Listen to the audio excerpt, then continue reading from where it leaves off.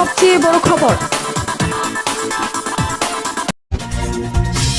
জানিয়ে দিব এই মুহূর্তে পাওয়া আপডেট বাংলা সংবাদ। শুরুতেই শিরোনাম। কঠিন পরিস্থিতির মধ্যেও ঢাকার ধানমন্ডিতে মিছিল করল আওয়ামী লীগ। লোকে লোকারণ্য, মুখে মুখে জয় বাংলা, শেখ হাসিনা ফিরবে বীরের বেশে, মোহাম্মদ ইউনূসের বিরুদ্ধে স্লোগানে উত্তাল। ইউনূসের অবৈধ সরকার মানছি না, ঢাকার রাস্তায় গর্জে উঠল আওয়ামী লীগ। 4 মাসের মাথায় ঘুরে যাচ্ছে খেলা। এবারে জানাবো অন্তর্বর্তীকালীন সরকারের মসনদে কাঁপন, উপদেষ্টা কার্যালয় ঘেরাওয়ের ডাক। আরো জানাবো প্রত্যেক ছাত্রের হাতে রাইফেল, যুদ্ধের দামামা বাংলাদেশ জুড়ে। এদিকে কারওয়ান বাজারের রেলপথ অবরোধ করে বিক্ষোভ, ভয়াবহ পরিস্থিতিতে বাংলাদেশ। আরো জানাবো বাগেরহাটে 2 গ্রুপের পাল্টাপাল্টি কর্মসূচি, প্রশাসনের 144 ধারা জারি।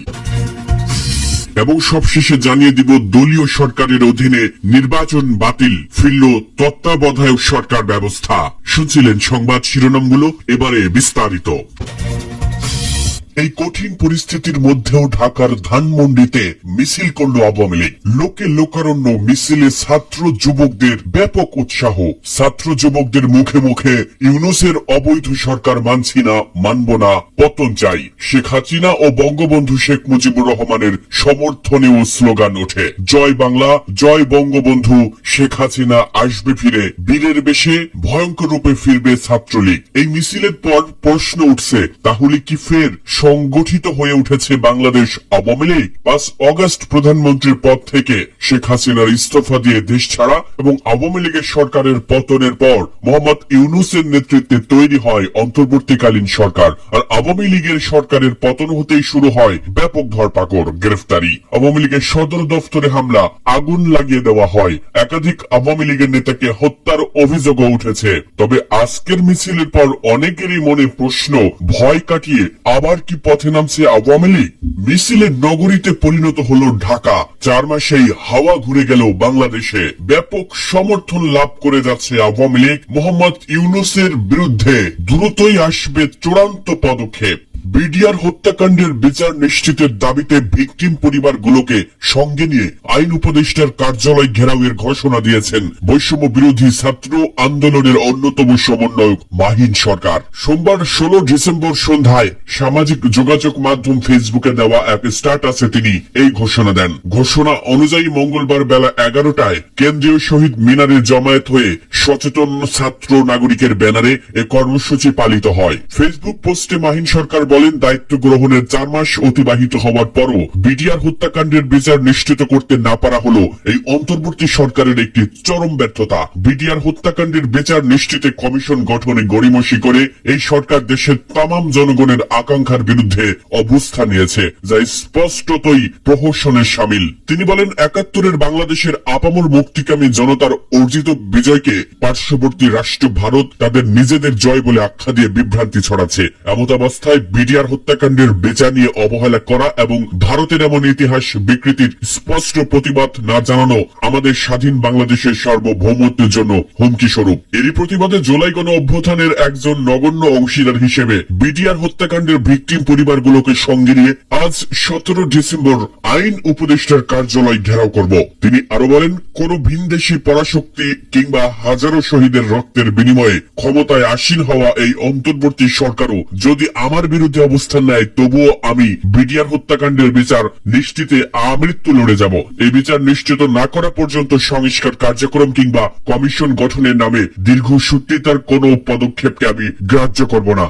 প্রত্যেক ছাত্রের হাতে রাইফেল, যুদ্ধের ডাক উঠে গেল বাংলাদেশে। বিগত কয়েকদিনে একের পর এক বিএনপি নেতাকে লাগাতার ভারত বিরোধী মন্তব্য করতে দেখা গিয়েছে, এমনকি ভারতীয় পণ্য বয়কটেরও ডাক দিতে দেখা গিয়েছে। এবার একেবারে রণহুঙ্কার হাফিজ উদ্দিনের। ভারতের জন্য হুমকির তো অন্ত নেই। কখনো মানচিত্র বদলের হুঁশিয়ারি, কখনো কলকাতা তো কখনো 7 সিস্টার্স দখলের ডাক। বিগত কয়েকদিনে বাংলাদেশের একের পর এক কট্টরপন্থী নেতাদের হুঙ্কারে চিন্তিত আন্তর্জাতিক মহল।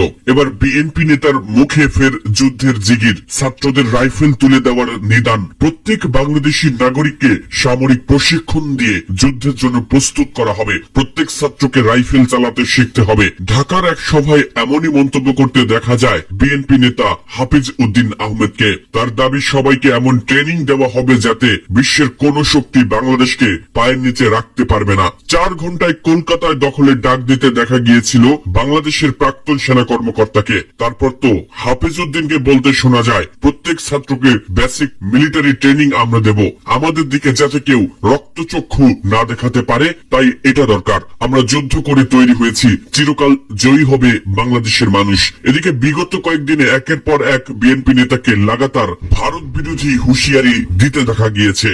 কারওয়ান বাজারে রেলপথ অবরোধ। রাজধানীর কারওয়ান বাজারে রেলপথ অবরোধ করেছে রেলওয়ের অস্থায়ী শ্রমিকরা। এতে রাজধানীর সঙ্গে সারা দেশের ট্রেন চলাচল বন্ধ রয়েছে। বকেয়া বেতন ও চাকরি স্থায়ীকরণের দাবিতে মঙ্গলবার দুপুরে 12:30টার দিকে রেলপথ অবরোধ করে শ্রমিকরা।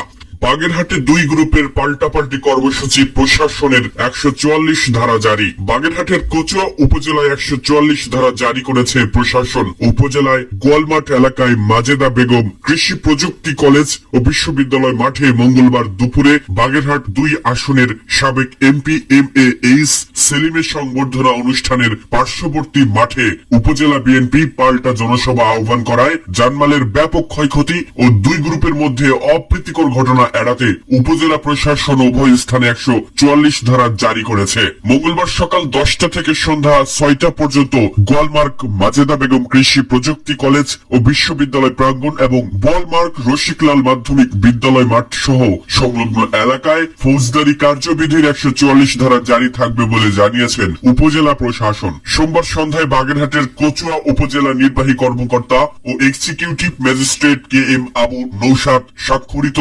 144 ধারা জারির আদেশে বলা হয়েছে, গোয়েন্দা তথ্যের ভিত্তিতে কচুয়া উপজেলার বল মাঠে মাজেদা বেগম কৃষি প্রযুক্তি কলেজ ও বিশ্ববিদ্যালয় মাঠে সাবেক এমপি MAH সেলিমের সংবর্ধনা এবং পার্শ্ববর্তী রসিকলাল মাধ্যমিক বিদ্যালয় মাঠে একই সময়ে কচুয়া উপজেলা বিএনপি সমাবেশ আহ্বান করায় জানমালের ক্ষতি প্রতিরোধ, আইন শৃঙ্খলা রক্ষায় উভয় স্থানের জনসমাগম, সভা সমাবেশ ও আগ্নেয়াস্ত্র বহন নিষিদ্ধ ঘোষণা করা হলো। উভয় স্থান ও পার্শ্ববর্তী এলাকায় মঙ্গলবার সকাল 10টা থেকে সন্ধ্যা 6টা পর্যন্ত ফৌজদারি কার্যবিধির 144 ধারা জারি করা হলো।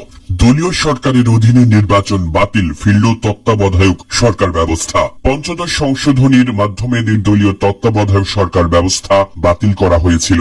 সেই সংশোধনীকে অবৈধ ঘোষণা করে তা বাতিল করেছেন হাইকোর্ট। ফলে তত্ত্বাবধায়ক সরকার ব্যবস্থা ফিরতে আর কোনো বাধা রইল না।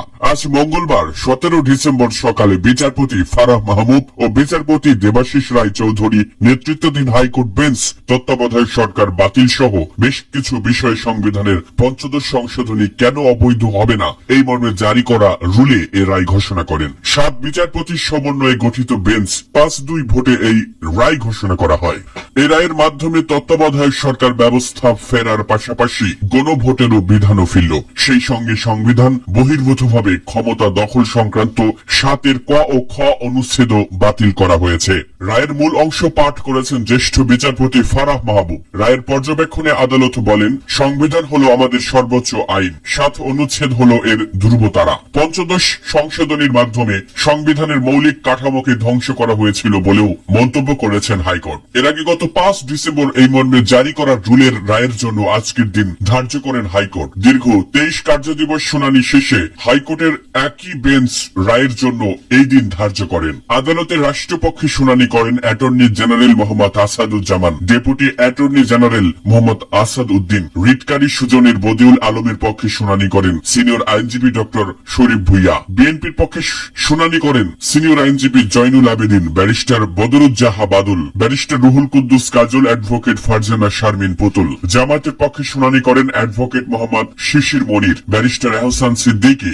ইনসানিয়াত বিপ্লবের পক্ষে শুনানি করেন অ্যাডভোকেট ইশরাত হাসান। 4 আবেদনকারীর পক্ষে শুনানি করেন ব্যারিস্টার জুনায়েদ আহমেদ চৌধুরী। ইন্টারভেনর হিসেবে শুনানি করেন ব্যারিস্টার হামিদুল মিসবাহ।